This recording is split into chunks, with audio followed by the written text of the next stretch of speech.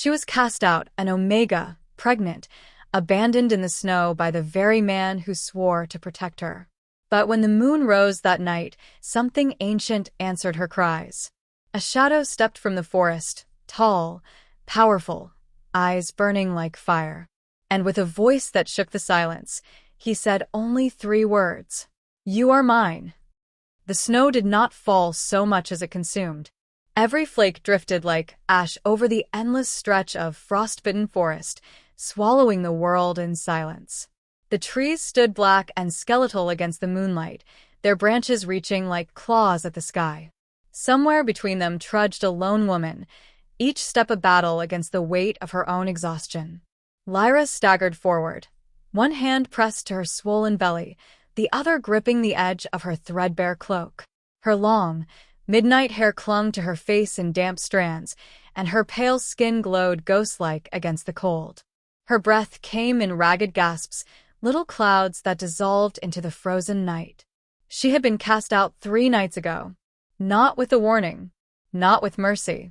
Just a single command from the man who had once sworn to protect her. "You're weak. You shame me. Take your burden and go." The words echoed through her mind, as cutting as the wind against her skin.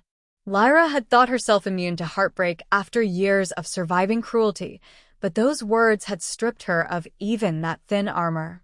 She had been a healer, a quiet omega with soft hands and softer dreams.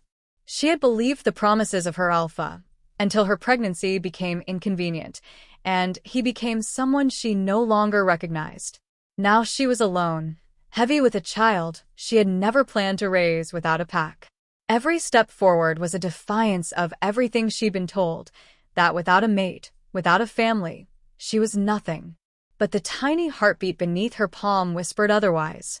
The child was all she had left. Lyra stumbled near a gnarled old pine, leaning against its frozen trunk. Her legs trembled with fatigue, tears blurring her vision. The forest was silent except for the whisper of snow sliding from branches. Yet she couldn't shake the feeling of eyes watching her from the shadows. "Please," she whispered into the cold, her voice cracking. Someone, anyone. It was a prayer to no one. She knew that. Yet still, something in the air shifted. A low, resonant growl rolled through the night. Not a sound of hunger, but of command, of power. Lyra's head snapped up. Her heart hammered against her ribs as she scanned the darkness. From between the trees, a figure emerged, a tall man cloaked in dark furs, his shoulders broad, his presence so commanding that the very air seemed to bow to him. His dark hair caught the faint shimmer of moonlight, and his jaw was set in grim determination. But it was his eyes, those glowing, predatory amber eyes, that rooted her in place. He was no ordinary alpha. He was something older, stronger. Lyra's knees threatened to give out. She expected disgust, pity, dismissal, like every other alpha who had ever looked at her. But the stranger's gaze was something else entirely. His lips parted, and his voice came rough, deep, and steady. "You shouldn't be here." Lyra swallowed hard, her voice barely a whisper. "I had nowhere else to go." His eyes flicked to her belly, then back to her pale, frightened face. For a heartbeat, something flared in his expression, a restrained fury, a vow yet unspoken. "Who did this?" he asked quietly.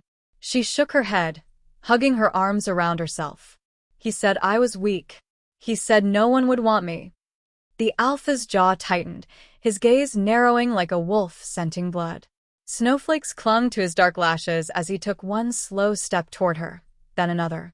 "They were fools," he muttered, his voice low but heavy with conviction. They couldn't see the strength standing before them. Lyra blinked, startled by the heat in his tone. No one had ever said such words to her.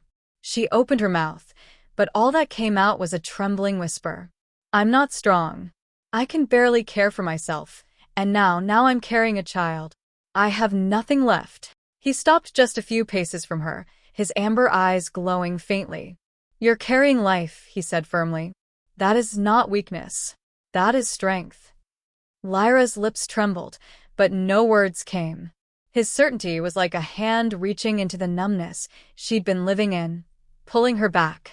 Then, as though sealing his promise, the Alpha's gloved hand lifted, slowly, carefully, and came to rest against the side of her swollen belly.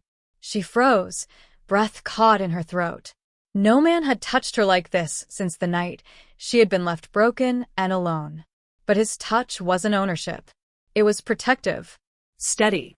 This child, he said, his voice rougher now, eyes burning into hers, will never know loneliness. And neither will you. Not while I draw breath. Lyra's knees nearly gave way. Her hand pressed hard against the tree for balance. She should have been afraid of him, this towering alpha whose presence seemed to command even the shadows. But instead, for the first time in months, warmth spread through her chest. Fragile. Real. He drew his hand back, but his gaze remained locked on hers, fierce and unyielding. "You're mine," he said quietly but with the force of an oath. "And from this moment on, no one will harm you. No one will call you weak again." A tear slipped down Lyra's cheek. Her lips parted, trembling, and for the first time in years, she almost believed him. The forest had grown quieter as they walked. Only the sound of their footsteps, hers uncertain, his steady and sure, filled the air. Lyra's breath came in soft clouds of white, mingling with the mist that curled between the trees. Her hand still trembled in his, small and pale against the warmth of his palm. She didn't know his name yet. He hadn't offered it, and she hadn't dared to ask. But the forest seemed to know who he was. The shadows bent around him, the wind parted in his presence, as though nature itself bowed to his authority.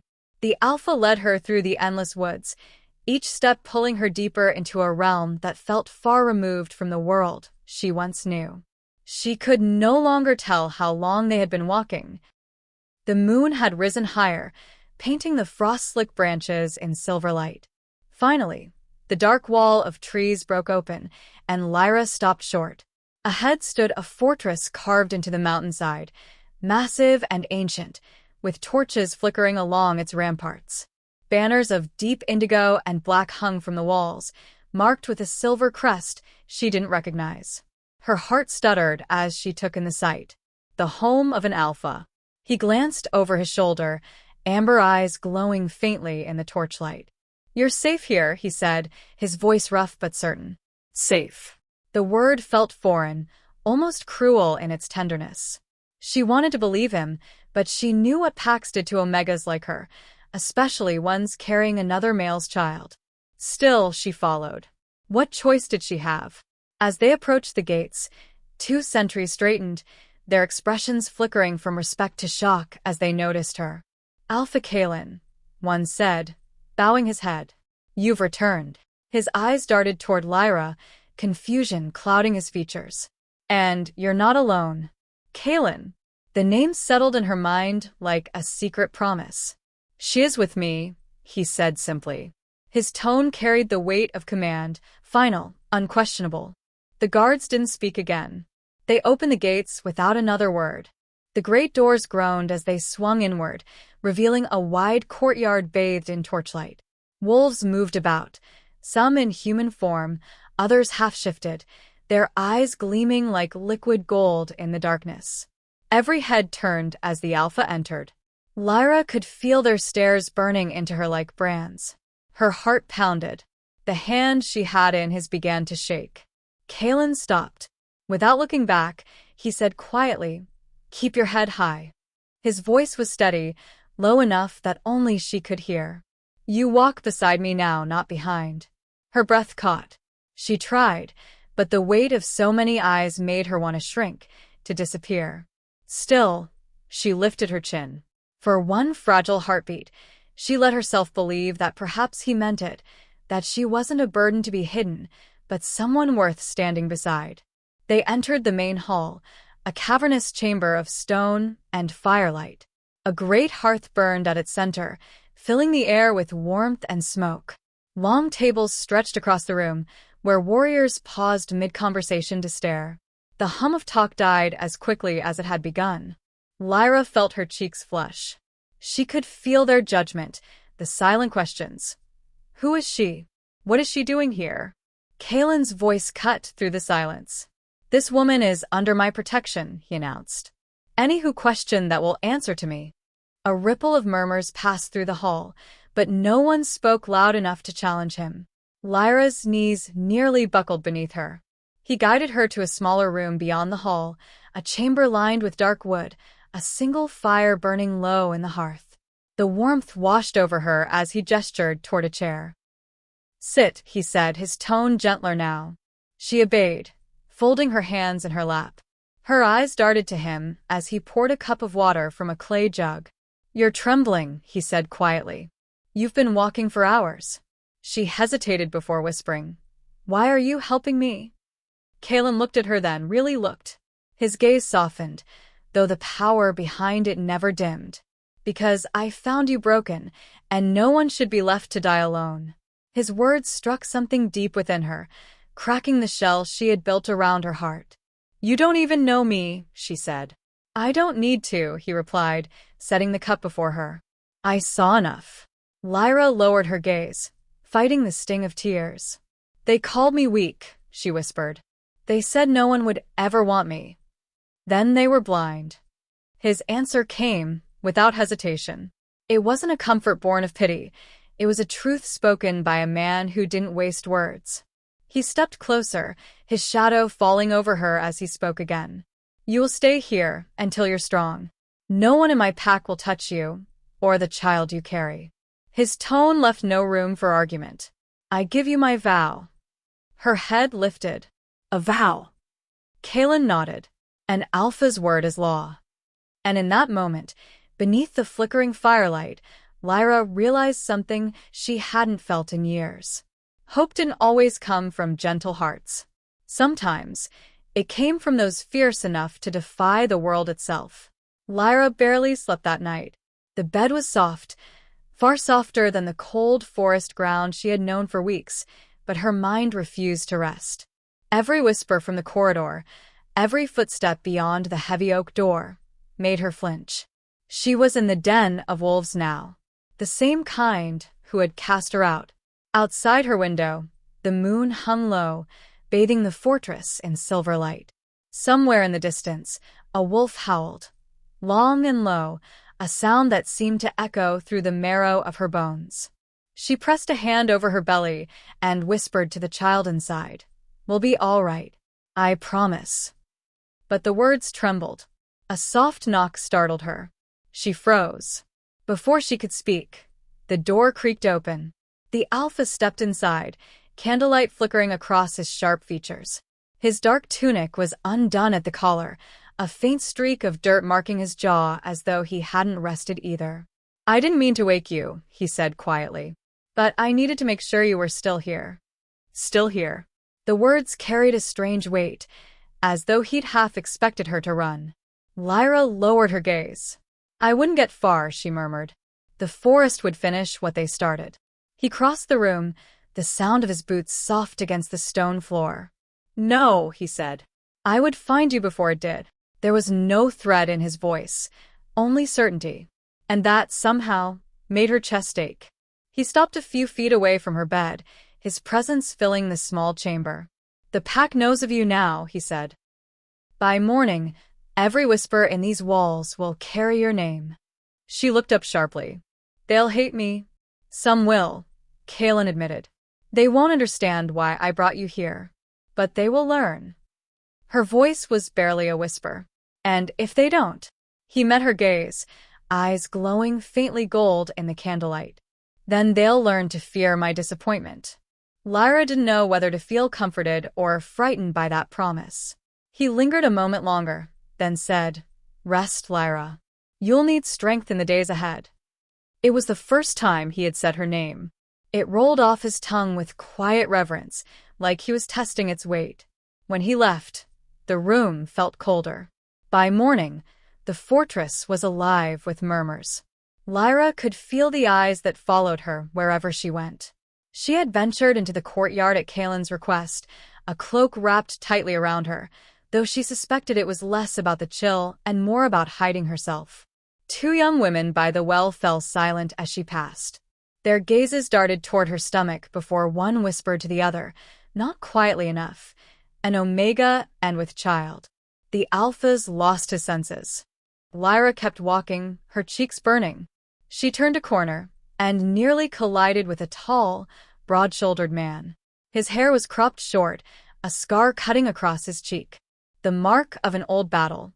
He caught her arm to steady her, his grip rough but not cruel. "Apologies," he muttered, then looked her over with open suspicion. "You're her, then? The one he brought in from the woods?" She nodded faintly. He tilted his head.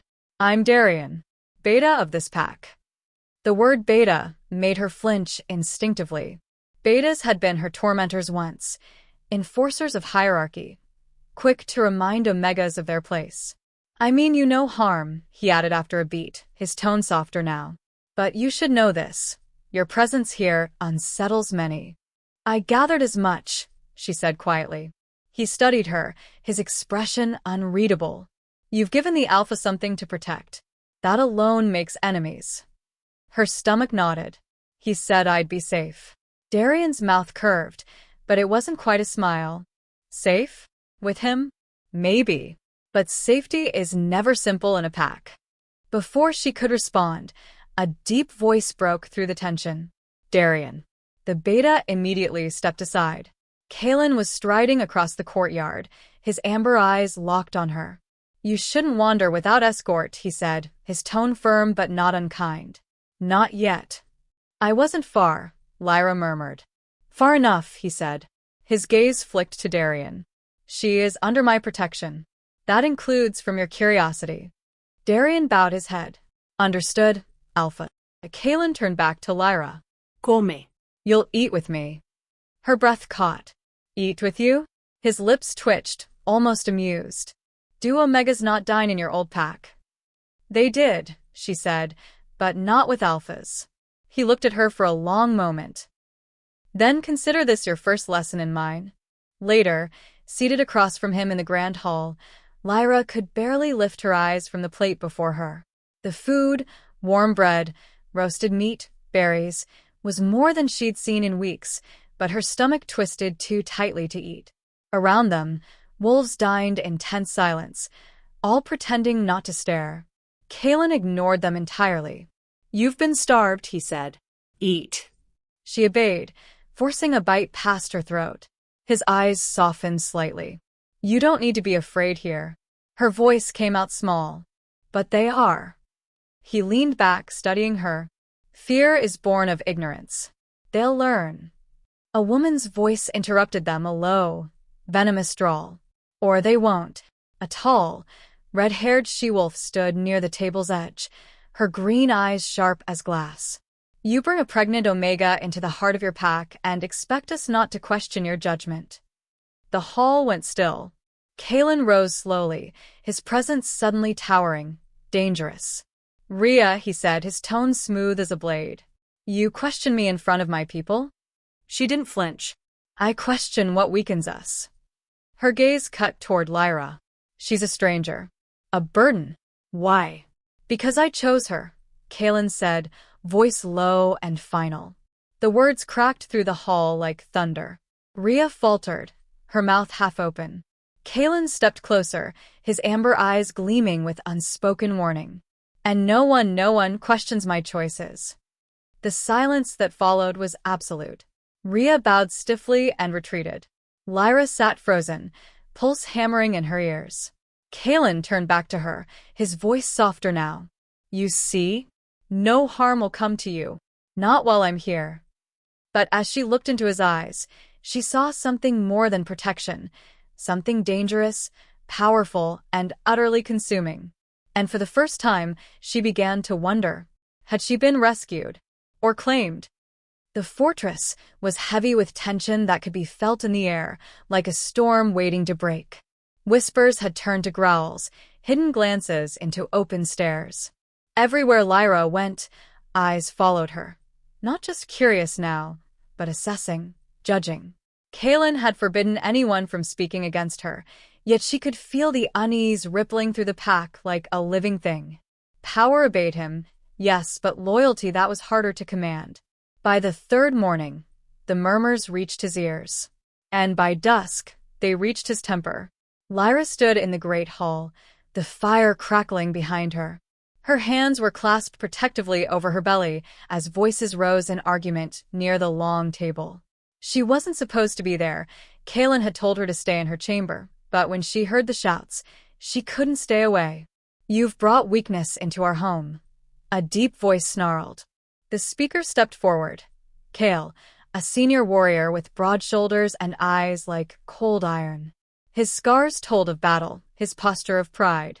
An Omega, carrying another man's pup. "You call this strength?" Kaelin stood at the head of the table, still as stone. "Watch your tongue. I speak for the pack." Kael countered. "Our laws are built on blood and strength, not pity. You risk everything for a woman you found in the dirt." A hush fell. The hall seemed to hold its breath. Lyra froze, unable to move. Her heart hammered in her chest. Kaelin's eyes darkened, the golden hue in them flaring with something primal. "You forget your place, Kael." The warrior laughed harshly. "And you forget yours, Alpha. You swore to lead us, not shame us with charity." The fire roared. The wind outside howled through the cracks in the ancient stone. Then Kaelin moved, fast as a shadow. One moment he was still. The next, his hand was wrapped around Kael's throat, slamming him against the table so hard the wood splintered. The other wolves surged to their feet, some gasping, some baring teeth, but none dared interfere. "You dare question my command?" Kaelin's voice was low, dangerous, the kind of quiet that made the air itself tremble. "You call her weakness?" He leaned in, his face inches from Kael's. "You mistake mercy for frailty. That mistake could cost you your life." Kael's boots scraped against the floor as he struggled for breath. She's nothing."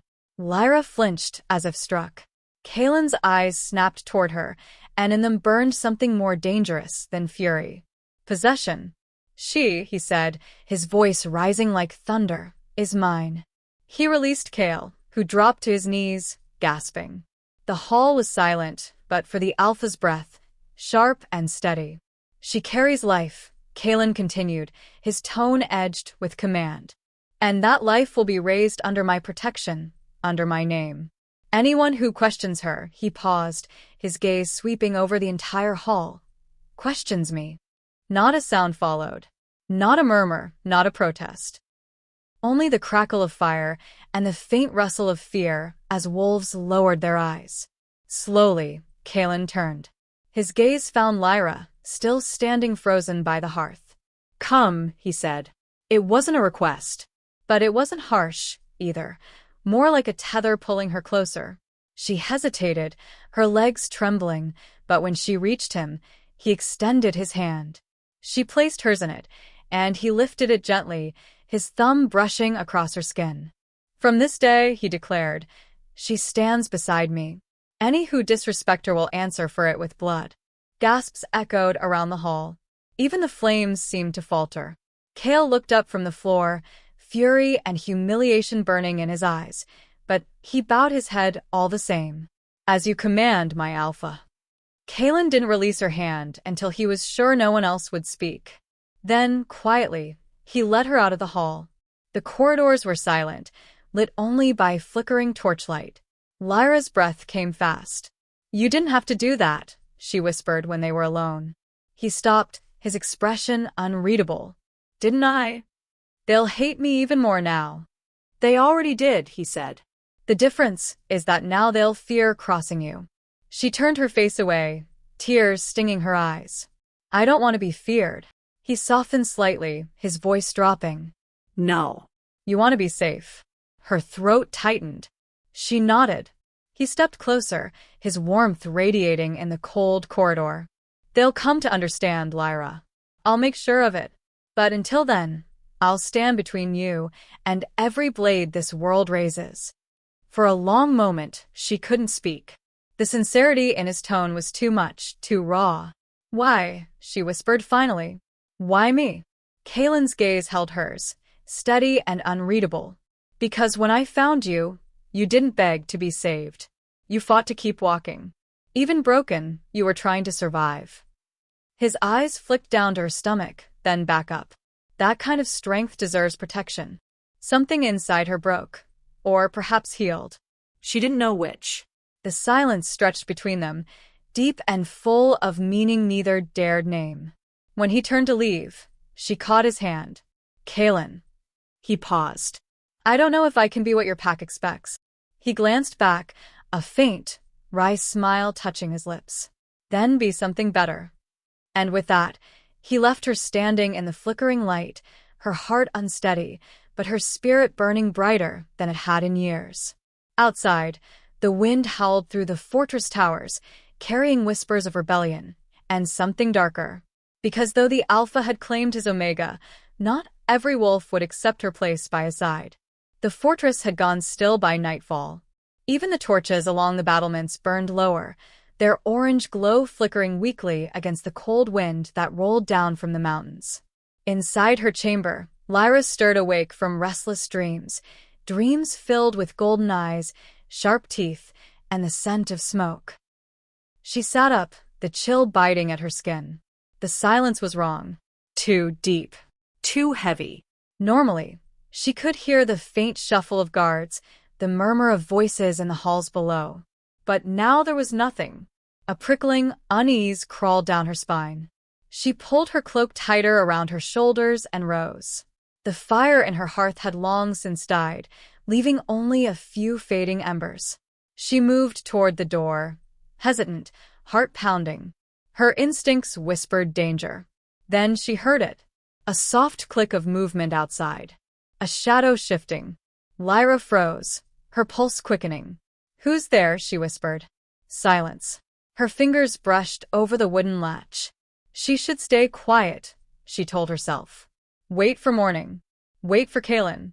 But before she could decide, the door creaked, just slightly, and she saw the edge of a blade gleam in the torchlight.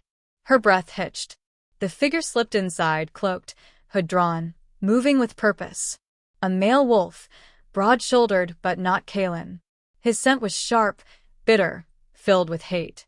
She stumbled backward, one hand protectively over her belly. Please. He didn't answer. His voice came out low and cold. The pack won't survive your kind. Her kind. Omega. Weak. Disposable. Her back hit the wall. Kalen won't. Kalen has blinded himself. The man raised the dagger. We'll free him from this mistake. Lyra's scream caught in her throat as he lunged forward. But before the blade could reach her, a roar split the air. It wasn't human. The attacker was ripped backward, slammed into the far wall with a force that cracked the stone. Kalen stood in the doorway, chest heaving, his eyes no longer just amber but blazing gold, burning with primal fury. His teeth were bared, the faint shimmer of his wolf beneath his skin. Touch her again, he growled, and I'll tear your throat out. The assassin gasped, trying to rise. She's a curse. The pack. The pack, Kalen thundered, stepping forward. Answers to me. His hand closed around the man's throat and lifted him off the ground like he weighed nothing. You speak of loyalty and honor, he hissed, yet you strike at the one I vowed to protect. You've dishonored yourself and me. The man's face twisted with panic. Please. Kalen's eyes narrowed. For a long heartbeat, Lyra thought he would kill him. But instead, the Alpha flung him to the ground. Leave, he commanded. Before I forget mercy. The warrior scrambled to his feet, clutching his bleeding shoulder. His glare lingered on Lyra, sharp, venomous, before he fled into the corridor. Kalen waited until the footsteps vanished before turning back to her. Lyra pressed against the wall, shaking. He tried to. I know. His voice was rough now, not from anger, but from something deeper. Fear. You're hurt. She shook her head quickly. No. Just frightened. He crossed the room in 2 strides, stopping inches from her. His presence filled the space, all heat and strength and the faint, wild scent of pine and rain. You have every right to be, he said quietly. But I swear to you, Lyra, nothing like this will happen again. Her lips trembled. You can't be everywhere. His jaw clenched. Then I'll make them fear touching you. He turned toward the open door, his expression hardening. From this moment on, he said, his voice loud enough for the guards in the hall to hear, no one enters this wing without my command. Any hoodoo will answer for it with blood. A chorus of affirmations echoed faintly through the corridor. When he faced her again, some of that fury melted, replaced by something rawer, something that almost looked like guilt. I should have been here. You can't protect me from everyone, she whispered. His gaze softened, golden eyes dimming to amber again. No, he said. But I can make sure they think twice before trying. Silence stretched between them, broken only by the faint hiss of the dying embers. Lyra felt her heartbeat slow, her fear replaced by an aching mix of relief and something else, something warm and dangerous that she didn't dare name. She looked at him then, really looked, the wild alpha who had found her broken, who now stood trembling with the effort of keeping his rage contained.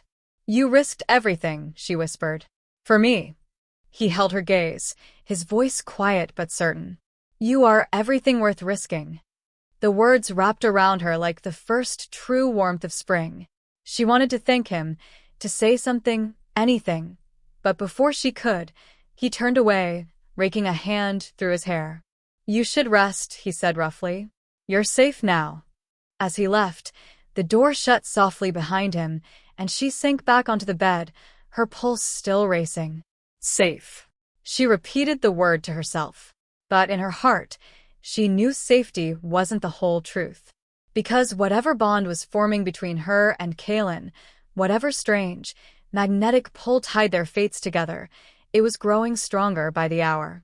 And she didn't know yet whether it would save her or destroy them both. Outside, the wind carried distant whispers through the halls, voices of those who had seen the Alpha's fury and now whispered of rebellion in the shadows. But within the quiet of her room, Lyra finally closed her eyes. And for the first time, she dreamed not of running but of staying. The morning after the attack, frost clung to the stones of the courtyard, and the air bit like sharpened glass. Lyra stood at her window, watching as the first rays of sunlight spilled over the fortress walls. She hadn't seen Kalen since the night before. He'd vanished before dawn, leaving only the echo of his vow in her mind. You are everything worth risking. The words haunted her, soft and terrifying all at once.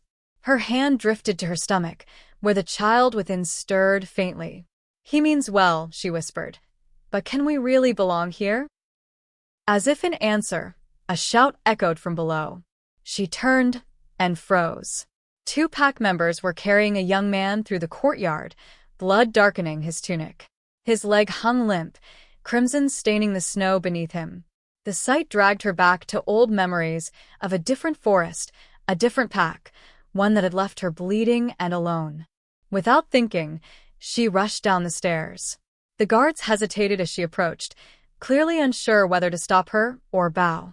She ignored their confusion and knelt beside the wounded wolf. His breath came in shallow gasps, his face pale beneath streaks of sweat and dirt. What happened? She asked. Training accident, one of the guards muttered. He fell from the ridge. Fetch the healer, another said. Lyra pressed her hand to the boy's wound. There's no time.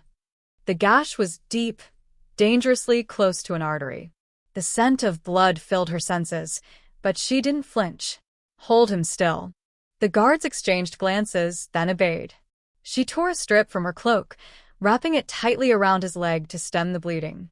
Her fingers moved instinctively, guided by muscle memory. She had learned the art of healing long ago, not from kindness, but survival. Omegas had to tend to their own. The boy groaned in pain. Lyra leaned closer, her voice steady. Stay with me. What's your name? Finn, he gasped. Good. Keep talking, Finn. She worked quickly, binding the wound, pressing her palm against the fabric to slow the bleeding. The boy's breathing steadied slightly. When she looked up, several wolves had gathered, watching her, whispering. Enough gawking, she said sharply. Fetch hot water, clean cloths, and herbs, comfrey, yarrow if you have it. The guards hesitated, then ran. Lyra stayed kneeling, ignoring the cold seeping into her bones. Her heartbeat steadied. For the first time since arriving, she wasn't thinking about fear or shame, only about saving this boy's life. Minutes passed before Kalen's voice broke through the murmurs. "What's happening here?" The crowd parted instantly. The alpha strode forward, his expression darkening as his gaze fell on the wounded wolf, then on Lyra, her hands covered in blood. "Explain," he said. Lyra looked up, unflinching. He fell. "He's losing too much blood. I'm keeping him alive." Kalen's brows furrowed, surprise flickering behind his stern composure. "You know healing? Enough to help." He crouched beside her, his eyes scanning her work. "You've done well," he said after a beat. "Better than most of my healers would have." She didn't answer. Her focus stayed on the boy. When the herbs arrived, she crushed them quickly, applying the paste before rewrapping the wound. When she finally sat back, her hands trembling from exhaustion, Finn was breathing more evenly. His color had returned. Kalen's gaze softened. He'll live. Lyra nodded faintly. "He just needs rest." He stood and turned to the crowd. "You see?" he said, his voice carrying across the courtyard. "The one you call weak just saved one of your brothers." Murmurs rippled through the group, not defiance this time, but something else. Awe. Shame. Lyra's cheeks flushed as every eye turned to her. She wanted to shrink away, but Kalen's hand found her shoulder, steady, grounding. "Strength," he said quietly, "takes many forms." Their eyes met. For a heartbeat, the world stilled. The snow, the murmurs, the wind. Everything fell away. Later, when the boy was carried off and the crowd dispersed, Kalen walked her back to her chamber. The silence between them was softer now, no longer filled with unspoken questions. "You shouldn't have gone out there," he said finally. "But I'm glad you did." She smiled faintly. "You sound conflicted." He smirked, a rare spark of humor in his eyes. "That's because I am." They stopped at her door. His hand brushed her arm lightly, not by accident. "You've done more for this pack in one morning than some have in years." Her voice was barely a whisper. "I only did what needed to be done. That," he said, "is what makes you strong." And when he left her, she stood for a long while, staring at the closed door, her heart no longer heavy with fear, but with something new, fragile and bright, growing in the space between them. Outside, the whispers had changed. No longer only judgment, but respect. The Omega was no longer invisible, and that, some feared, made her far more dangerous than before. The fortress had begun to change, not in its stones or halls, but in the way people looked at her. Lyra could feel it each time she crossed the courtyard. The stares that once burned with hatred now lingered longer, uncertain, measuring. Some wolves dipped their heads slightly as she passed. Others looked away, shame flashing briefly across their faces. Respect. It was faint, hesitant, but real. And that was precisely what made her dangerous. She didn't know it yet, but deep in the northern tower, there were those who whispered in secret. Those who feared what her presence meant, the slow, silent shift in their alpha's heart. That night, Lyra found herself in the great hall again. The fire roared, shadows flickering across the carved stone walls. The scent of roasted meat and spiced wine filled the air. It was supposed to be a night of peace, a gathering for the pack. But she could feel the tension coiled beneath the surface like a blade hidden under silk. She sat at Kalen's left side. His presence, as always, was commanding. He hadn't spoken much since the incident with the assassin, but his gaze had grown sharper, constantly searching the faces of those around him. When a servant poured wine into Lyra's cup, she hesitated. She had never sat at a table like this before, not beside an alpha, not with wolves of power and pedigree surrounding her. Kalen noticed her hesitation. "Drink," he said softly. "You've earned your place here." Her lips curved faintly. "You'll make them angrier, saying things like that." He smirked. "Let them be angry. It reminds them who leads." Across the table, Darian, the beta, watched the exchange quietly. His expression was unreadable, though something in his eyes flickered with caution. Then, from the far end of the table, a woman's voice broke the low hum of conversation. Smooth, measured, and sharp. "She heals one boy," the voice said, "and suddenly the alpha thinks she's fit to sit among us." The hall went silent. Rhea, the red-haired she-wolf who had once dared to challenge Kaelin. She stood now, tall and poised, her green eyes gleaming with contempt. Kaelin's gaze lifted slowly. "Careful, Rhea." She tilted her head. "Careful? I only speak what others are thinking. You've all but crowned her your Luna, yet none of us know who she truly is, where she came from, what blood she carries." Lyra's chest tightened. "She carries the blood of a survivor," Kaelin said, his tone cold. Rhea's lips curved. "Or perhaps of a liar." The words hung in the air like poison. Darian shifted uneasily. "Rhea." "No," she cut in. "We deserve answers. Why should the pack bow to an Omega who won't even speak her own history?" Lyra's throat went dry. Dozens of eyes turned to her. Kaelin's voice darkened. "Enough." But Lyra placed a trembling hand on his arm. No. He looked at her in surprise. "She's right," Lyra said softly. "They deserve to know." The hall waited, breathless. She rose slowly from her chair, every movement deliberate despite the tremor in her hands. "I came from the Hollow Peak Pack," she said. "I was born an Omega there. And like every Omega, I learned early that I was meant to serve and obey." Her voice wavered, but she kept speaking. "When I became with child, the one who promised to protect me cast me out. He called me weak, said my existence would shame his bloodline. I was left to die in the woods." Gasps rippled through the crowd. Kaelin's jaw tightened, fury flaring in his eyes. But Lyra continued, her tone clear. "I do not ask for your pity. I ask only for the chance to live without fear. To raise my child in peace. And if that is not worthy of your respect, then I'll earn it another way." For a long, shattering moment, no one spoke. Then Darian rose. "She saved one of our own," he said quietly. "She didn't hesitate, not even when the boy bled out in her hands. I saw it." Rhea's expression flickered, uncertainty breaking through her pride. Kaelin stood, his voice cutting through the silence. "You question her courage while you sit safe behind these walls. She's done more for this pack than half of you combined." He turned to Lyra, his voice softening. "You've nothing to prove to them." Her heart raced. "Maybe not to them," she said quietly. "But to myself, I do." His gaze lingered, filled with something unspoken. Then he nodded once. The tension in the hall broke.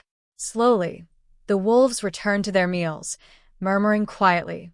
Rhea sat down, her jaw tight, her eyes simmering with a fury that didn't fade.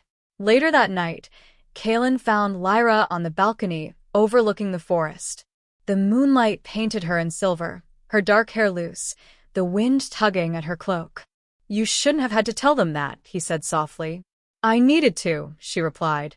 "They only see what they fear. Maybe if they hear the truth, they'll stop seeing a threat." They won't, he said. "But they'll learn to respect one." She smiled faintly. "You always sound so sure." "I have to be, for both of us." He stepped closer, his hand brushing hers on the railing. His warmth seeped through her cold fingers, grounding her. For a moment, the world outside vanished. Then, faintly, from the woods below came a sound, low, guttural, and wrong. Not the cry of a wolf, but something darker. Lyra stiffened. What was that? Kaelin's expression changed. His head turned sharply toward the trees, every muscle tensing. "Trouble," he said. "And it's coming for us." The wind howled, scattering snow into the air like ash. In the shadows beyond the walls, something moved. Something that didn't belong. The sound came again, low, guttural, and close enough now that the guards on the outer wall stiffened. A ripple of unease ran through the fortress, like a heartbeat skipping a beat. Wolves turned their heads, ears twitching, instincts bristling with alarm. Lyra gripped the balcony railing. "That's not one of yours, is it?" Kalen's eyes glowed faintly in the moonlight. No, he said grimly. That's an intruder. He moved fast, already calling orders to the guards.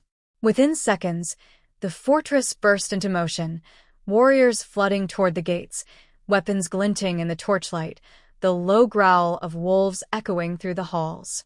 Lyra's pulse pounded as she followed Kalen down the corridor. What is it? She asked breathlessly. He didn't answer at first. Then, without looking back, he said, a rogue. Maybe more. Rogues. Wolves who'd rejected their packs, feral and starving, dangerous to all. They reached the main gate, and Kalen stepped forward into the open courtyard. Snow swirled around him, and Lyra saw them, shapes moving in the trees, dark against the pale frost. Dozens of glowing eyes watching, waiting. They dare approach my land, Kalen murmured. Fools. He turned to Darian, who had arrived beside him. Seal the gates. Keep the women and the young inside.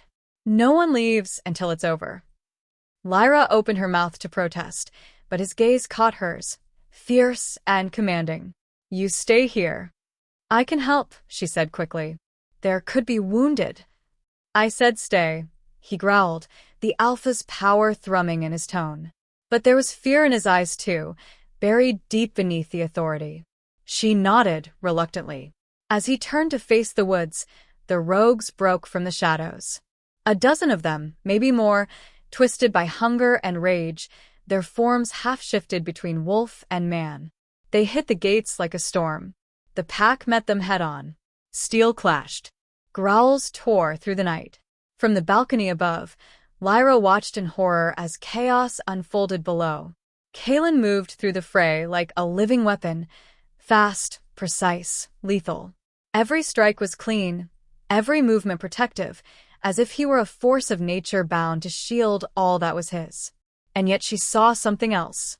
The rogues weren't attacking randomly, they were driving toward the inner gate. Toward her. Her stomach turned cold. One broke through the line, slipping past the guards. A massive wolf, fur matted and gray.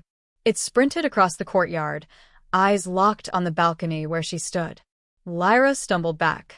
Before she could react, the creature lunged, claws scraping stone as it leapt upward. And Kalen was there. He slammed into the rogue midair, both crashing hard into the wall below with a sickening thud. Snow and dust exploded around them. The rogue snarled, snapping at his throat, but Kalen's hand shot out, seizing its jaw. With a single brutal twist, it went limp. Silence followed, broken only by ragged breaths. The other rogues faltered, sensing their leader had fallen. Within moments, the pack forced them back into the trees. The gate slammed shut. When it was over, the courtyard was painted in blood and snow. Kalen stood amid it, his chest heaving, the mark of his wolf flickering faintly beneath his skin. Lyra ran to him despite his command, her cloak trailing through the red-stained frost. You're bleeding, she said, her voice shaking. He glanced down, noticing the gash across his arm. It's nothing. It's not nothing, she said fiercely. Her hands trembled as she tore fabric from her cloak and pressed it to the wound. You can't keep fighting like this. He looked at her, a faint smirk ghosting across his lips. You defy me even now.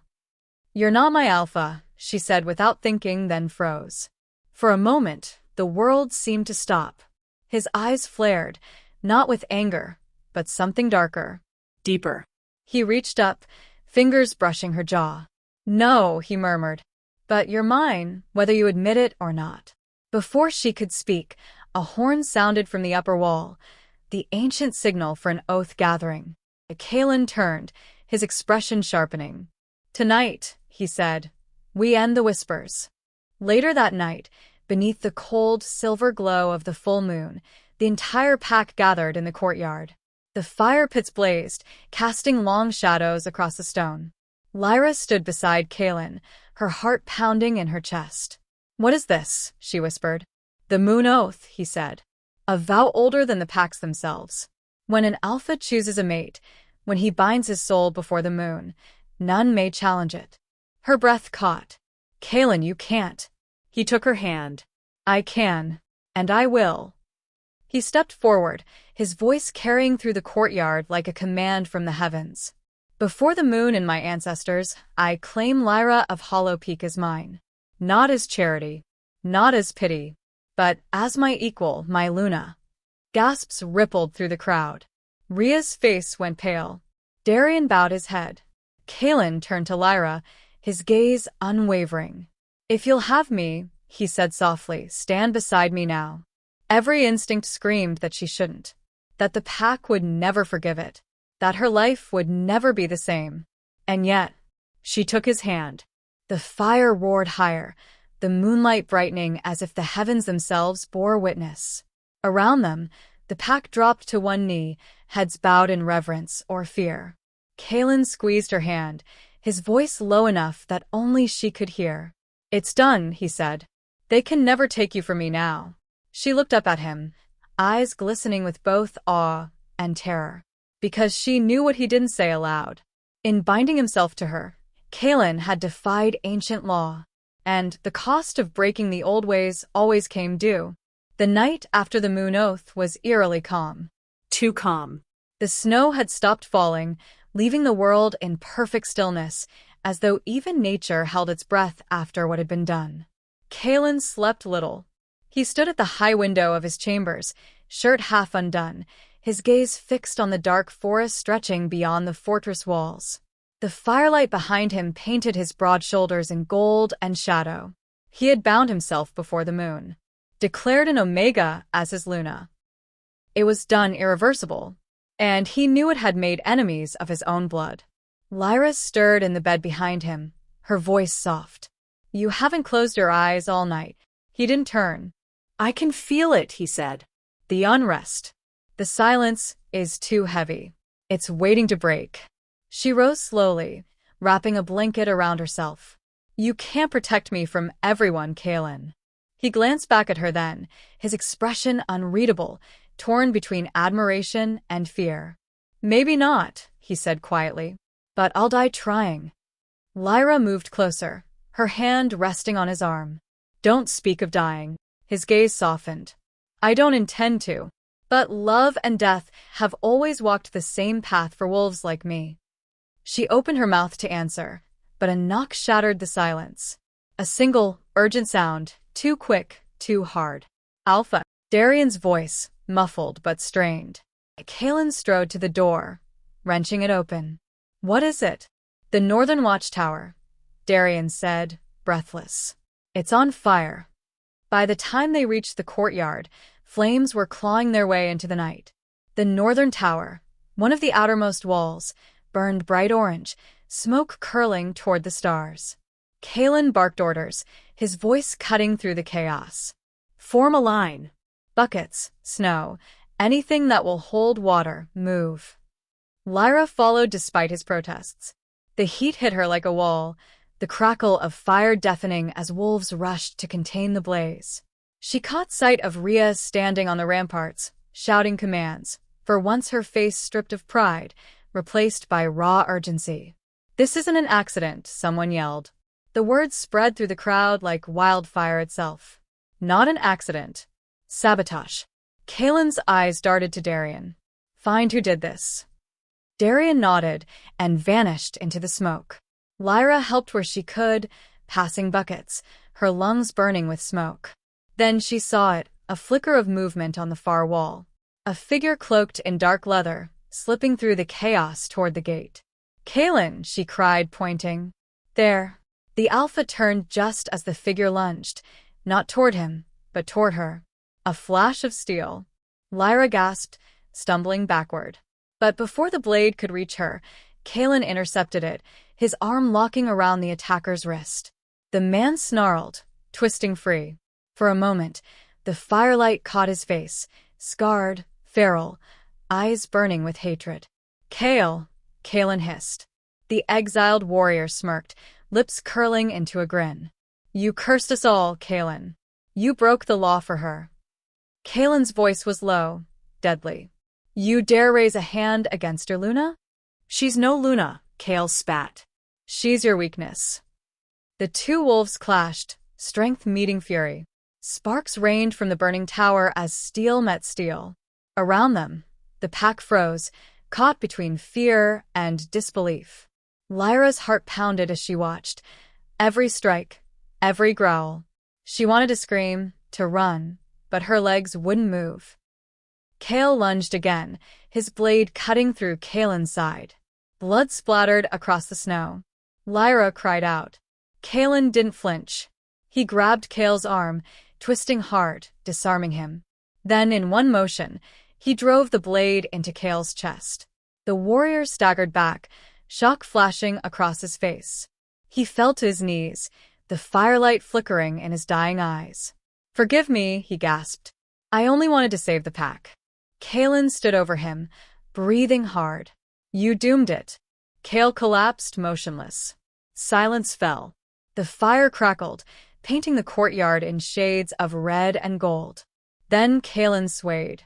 "Kalen!" Lyra rushed forward, catching him as he sank to one knee. Blood soaked through his tunic, dark and thick. "Not now," he muttered, his voice hoarse. "Not in front of them." She pressed her hand to his wound, tears stinging her eyes. "You're losing too much blood." He caught her wrist, his grip firm despite the weakness overtaking him. "Don't cry. They need to see you strong." "Kalen." His hand brushed her cheek, smearing it with crimson. "If I fall," he whispered, "you stand. You protect them. Promise me."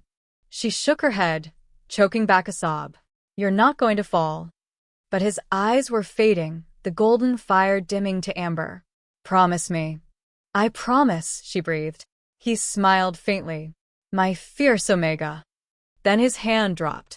The courtyard erupted in chaos, healers rushing forward, Darien shouting orders, the fire roaring higher.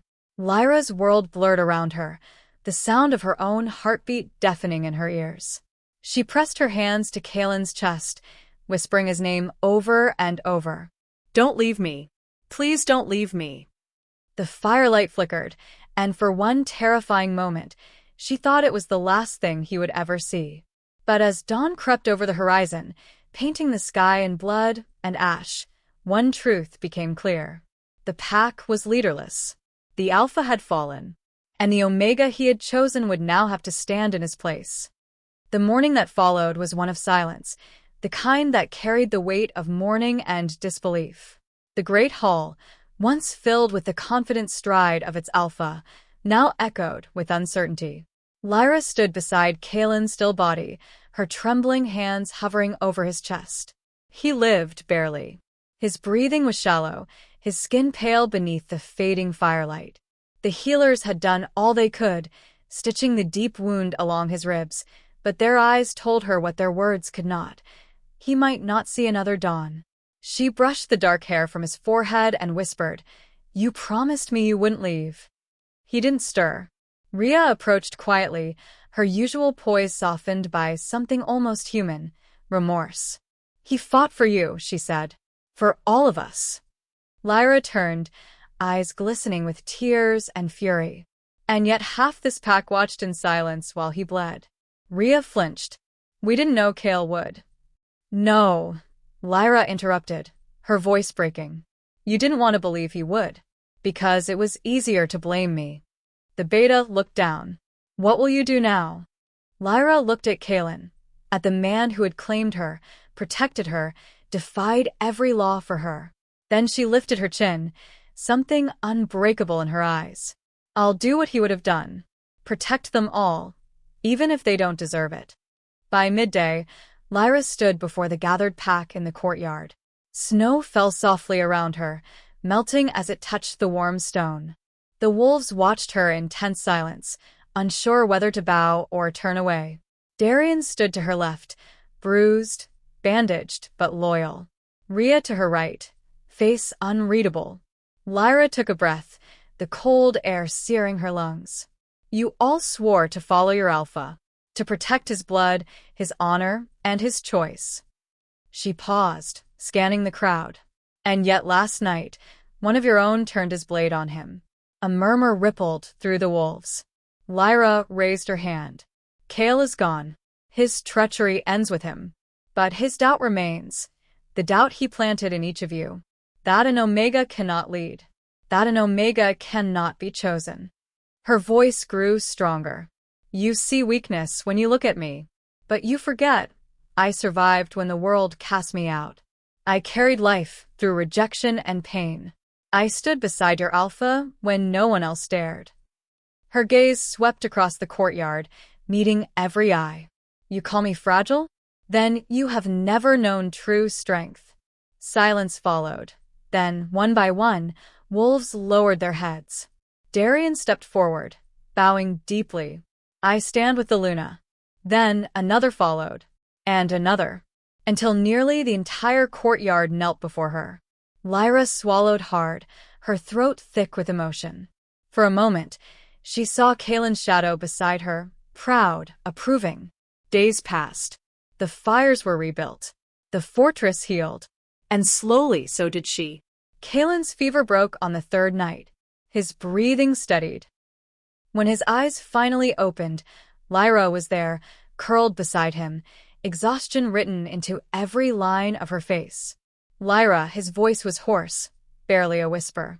Her head snapped up, eyes wide. Kaelin, he smiled weakly.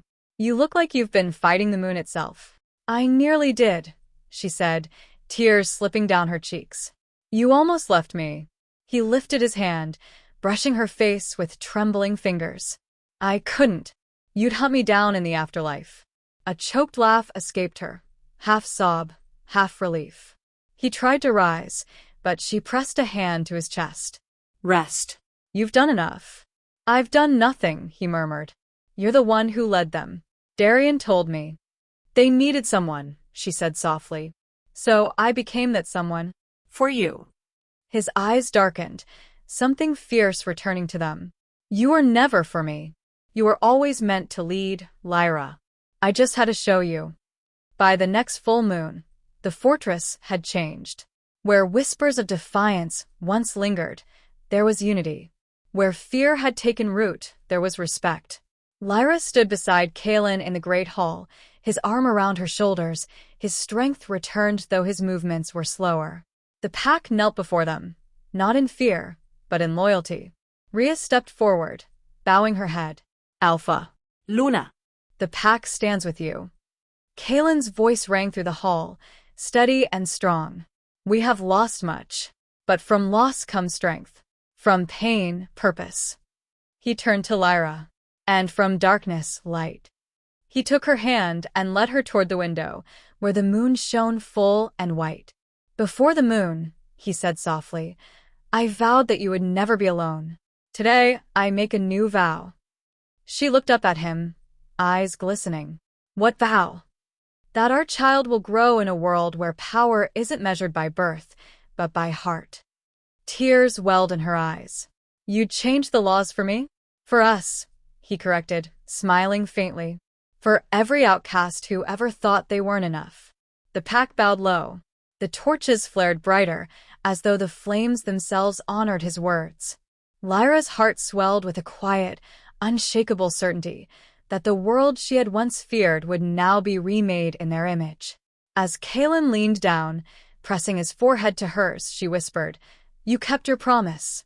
He smiled, voice soft against her skin. No. We kept it. Outside, the wolves howled as one, not in mourning, but in reverence. And beneath the pale glow of the moon, the Alpha and his once shunned Omega stood together, no longer outcasts, no longer alone, but united by blood, by love, and by destiny, forever. The years passed like whispers through the pines. Seasons turned, the forest breathing and growing around the great stone fortress that had once echoed with fear. Where there had been smoke and blood, now there was laughter, the patter of small feet, and the low hum of peace. The pack of the Northern Vale had changed. No longer ruled by the sharp divide of rank and blood, but bound by something far deeper, unity. They called themselves Kaelin's line, though in truth, it was Lyra's fire that had kept them alive in those dark days. The Omega who had once been cast out had become the Luna of legend. On the morning of the first thaw, when frost began to retreat from the mountains and spring promised new life, A young girl stood at the edge of the forest, her golden eyes reflecting the dawn. Her dark hair was streaked with silver at the tips, a mark, the elders whispered, of both her mother's resilience and her father's bloodline. "Mother," she said, her voice bright with the innocent confidence of one who had never known rejection. "Will you tell me again how father found you?" Lyra smiled from where she knelt beside the garden wall, her hands covered in soil. The years had softened her face, but not dimmed the strength in her gaze. "You've heard that story 100 times, Selena. I want to hear it 100 more," the girl said, smiling wide. "The way he growled at the trees. The way you thought he was going to eat you." Lyra laughed softly, shaking her head. "He was terrifying that night. I thought he was another beast in the woods. I didn't know he was the one who would become my world." Behind them, the doors of the great hall opened.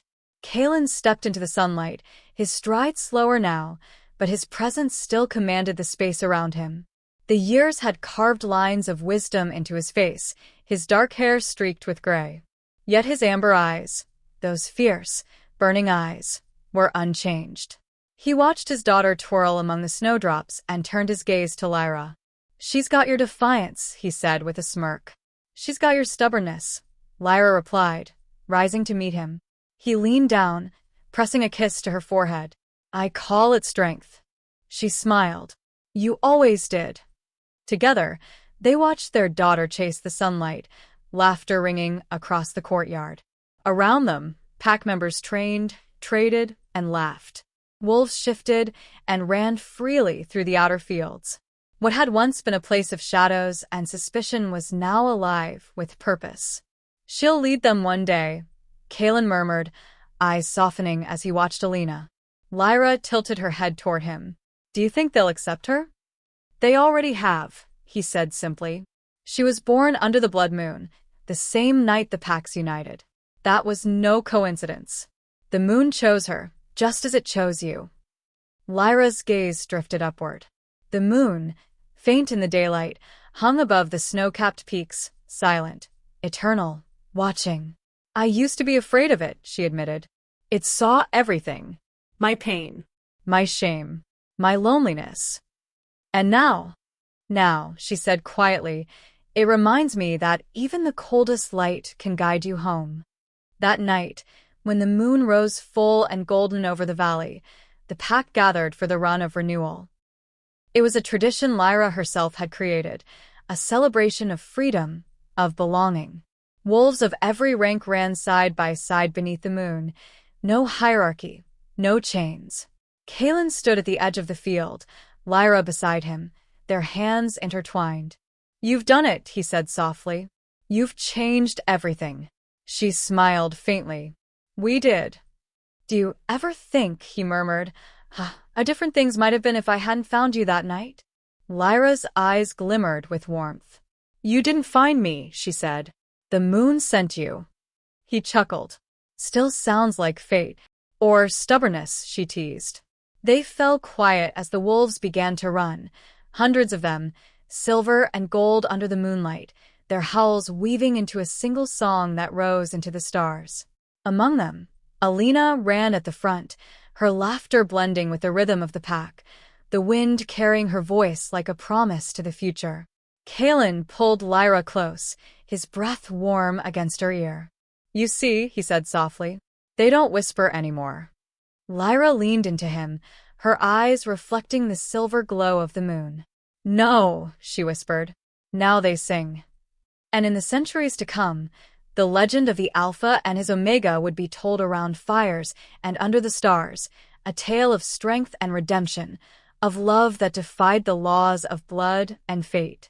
They said that on quiet nights, when the moon was full and the wind carried the scent of pine, you could still hear the echo of their howls, two voices intertwined, eternal. A promise kept, a vow fulfilled, and a love that even time could not break. In the end, she was never meant to be the outcast, she was meant to be the change. Lyra and Kalen's story became more than a tale of love. It was a legend of defiance, of courage, of two souls who rewrote the laws of their world. They say that under the full moon, Their howls still echo through the northern forests, reminding us that even in the darkest nights, love is the fiercest light of all. If you enjoyed this story, subscribe and join me again for another tale of love, power, and destiny in the world where legends never die.